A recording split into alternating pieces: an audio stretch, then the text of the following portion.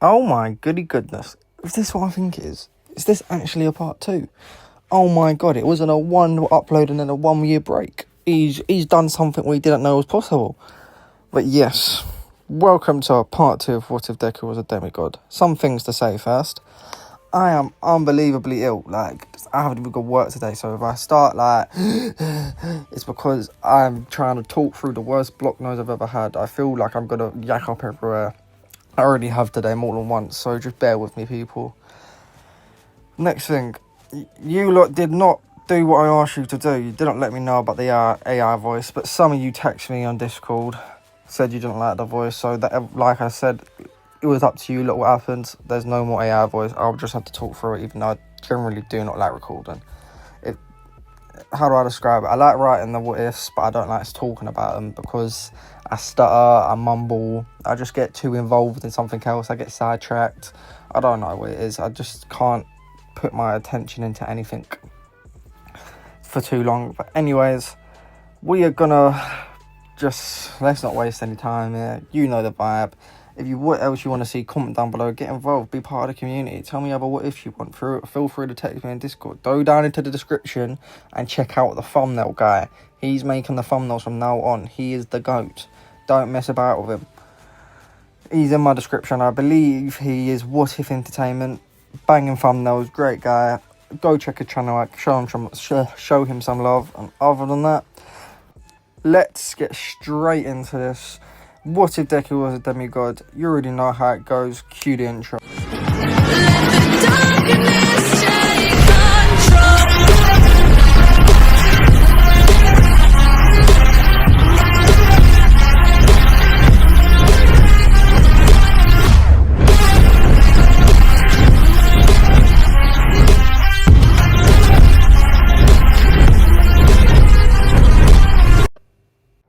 When we last left this what if, it was a bit of a mystery.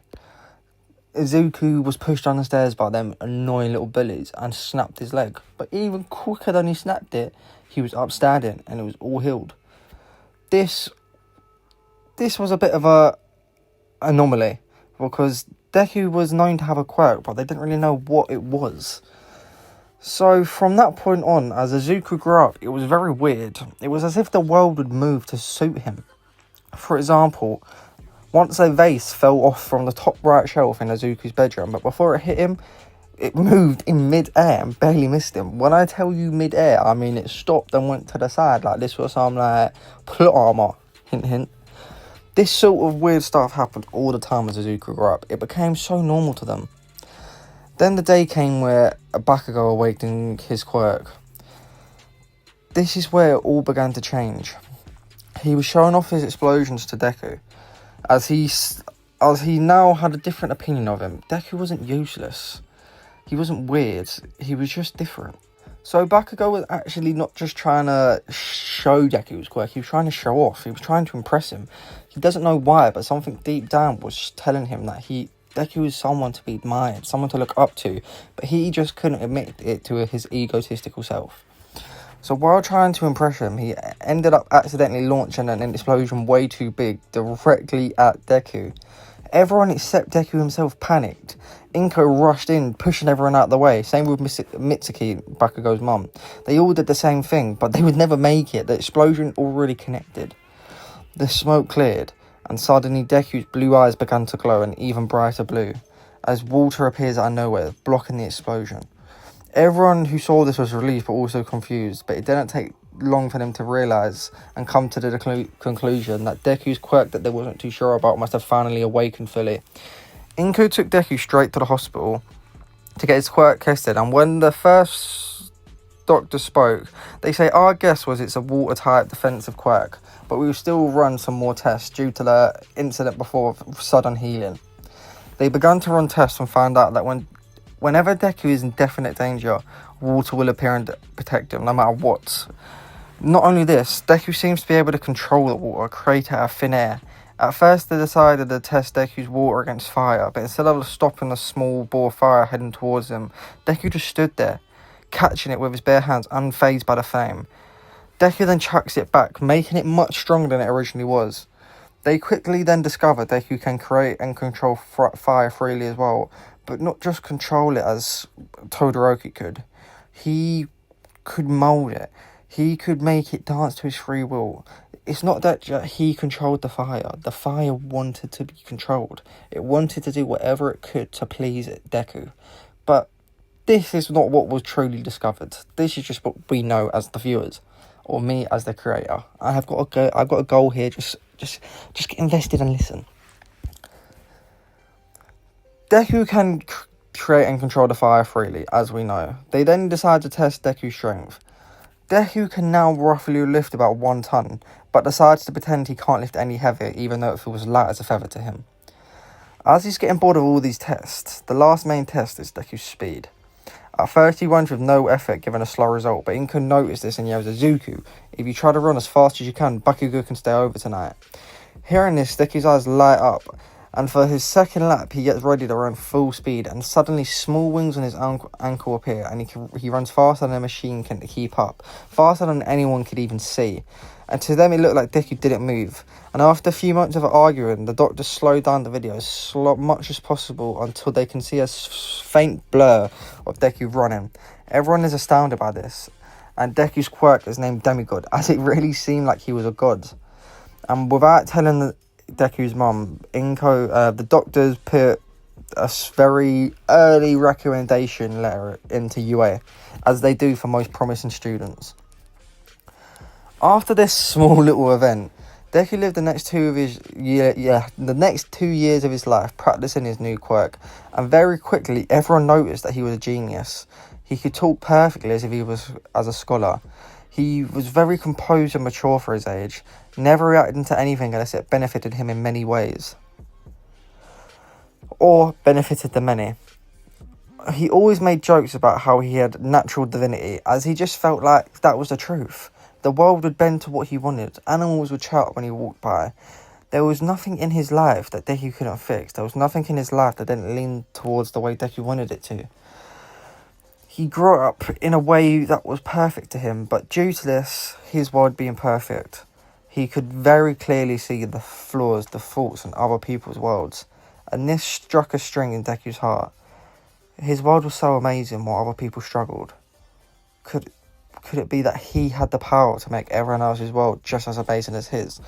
This was a thought that lived in the back of Deku's mind, but Deku was now 6 and his life was perfect. All he could think about in these coming days and weeks was why was his life perfect? Why did other people struggle? He was even thinking about this while sitting down eating dinner, until his mother got a call and began to cry.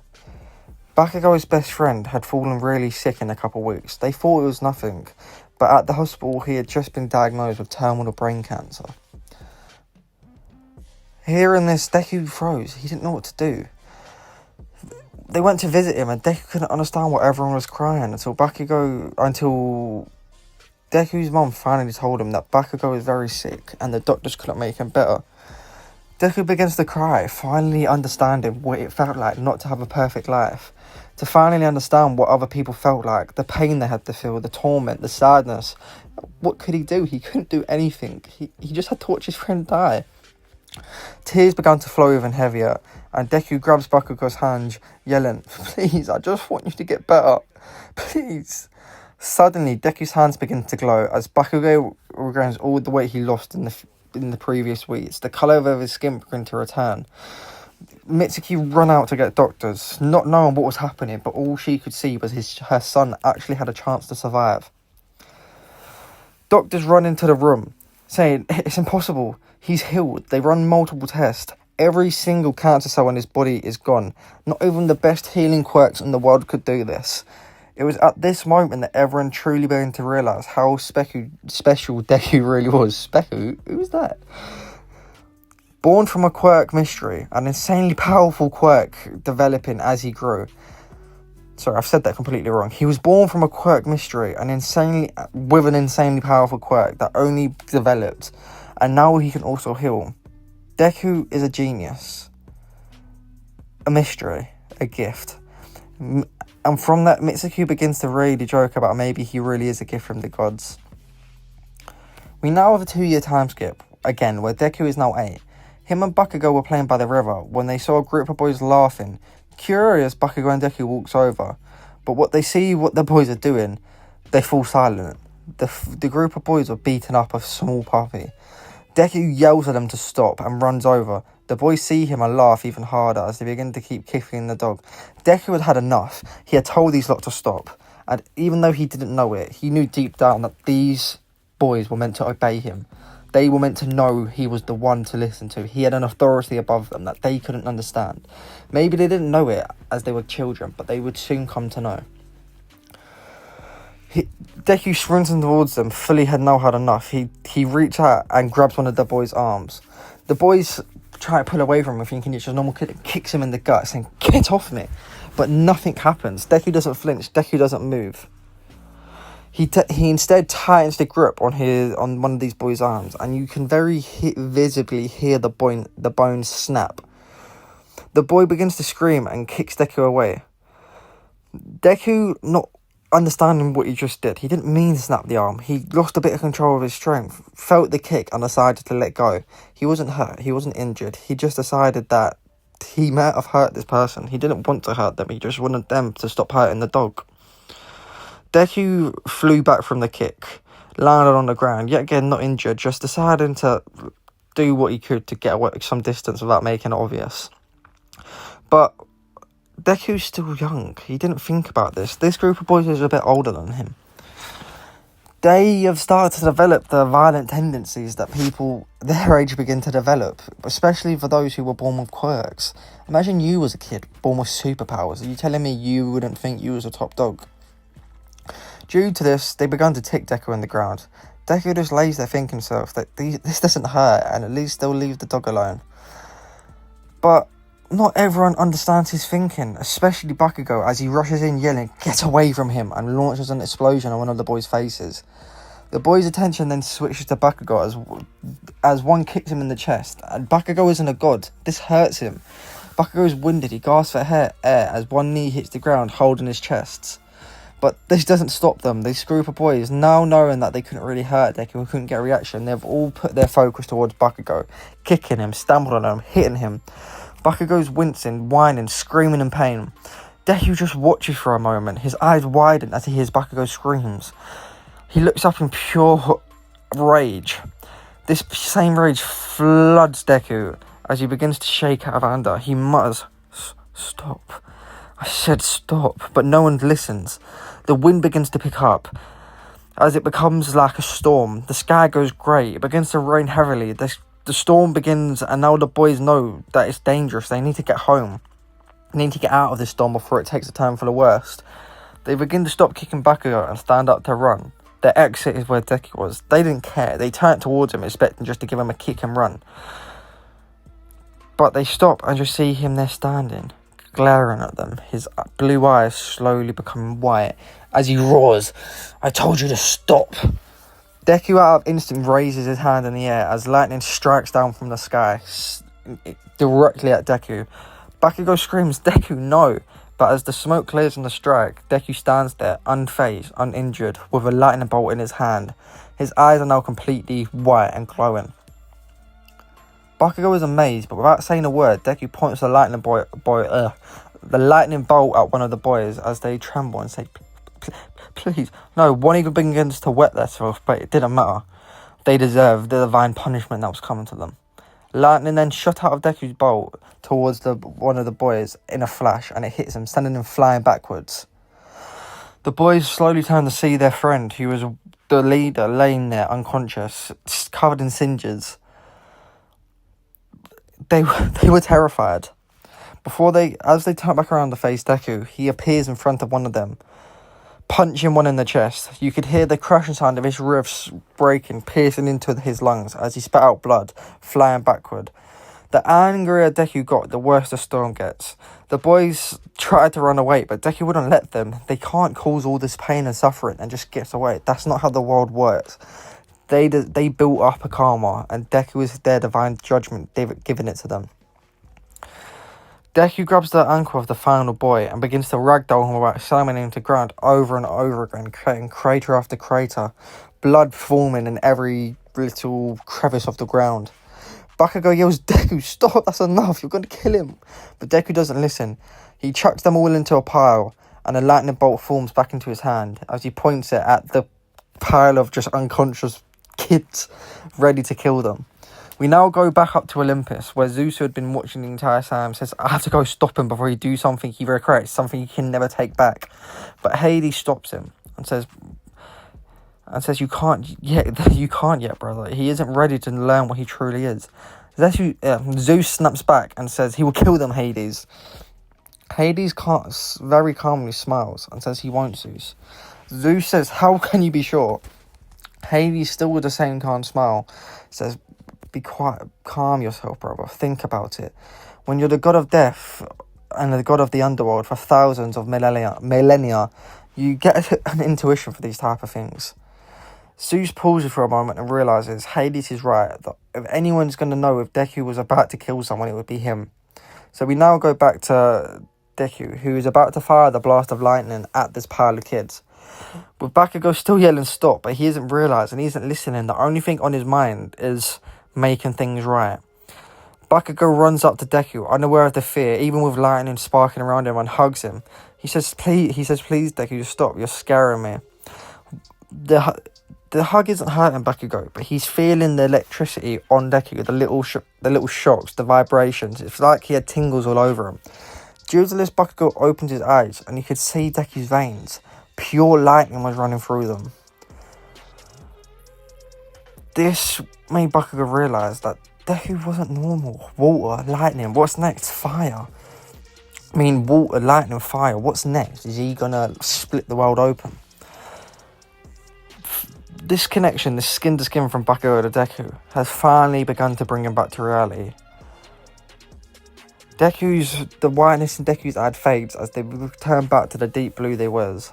He looks towards the boys, the pile of them, and just realises he took it too far.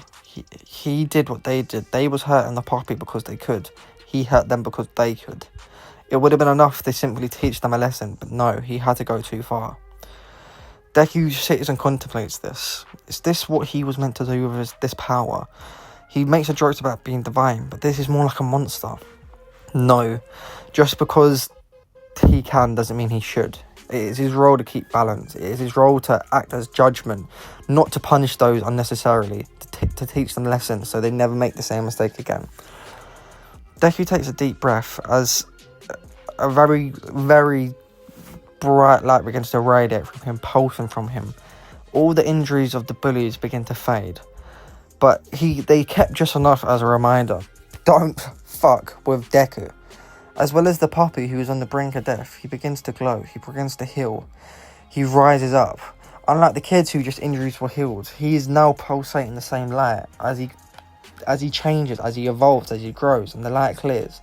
This dog had now become a small wolf pup, looking at Deku with his glowing eyes. And barks. Deku knew this was going to be his pet. He didn't even fight, he didn't argue, he just began to walk home with Bakugo. As they're walking, Bakugo asks Deku, what was that power? It was scary, but it was so cool.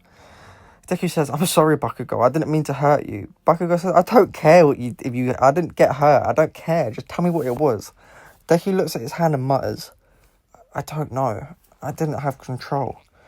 Bakugo then says, well, you didn't have control then, maybe it was part of your quirk unlocking, try now. Deku focuses in his hand, and lightning begins to spark. Deku's eyes will light up as he realises he has new power. He has a new thing to learn, new things to control. And for the next 2 years of his life, that's what Deku does. He begins to fully practice his control over his electricity, his control over his water, his control over his fire. And this carries on until we get about to the end of not the end of the episode, where we would get to at the start of My Hero Academia, where he would be sitting in class and they would be giving out the whole, this is your last day, please apply to what you want to do, and he throws a sheet in the S Ain't Heroes. Deku practices up to that point, and he gets a quite good grasp on his powers over his lightning, his water, his fire. enough to where he won't lose control or hurt somebody, but enough to where he can if he needs to. And that is where we will leave this episode. I hope you guys did enjoy this episode. If you did, make sure you like, subscribe, comment down below for what you want to see more. Make sure you check out the thumbnail guy in the description. And yeah, just let me know what you thought of this video, guys. I understand that is my voice again. Let me know what you prefer, the AI voice or my video, as I understand I'm hard to understand. I talk too fast, I stutter. So just let me know. Other than that, guys, hope you did enjoy it. And other than that, I'll catch you in the next video. Love.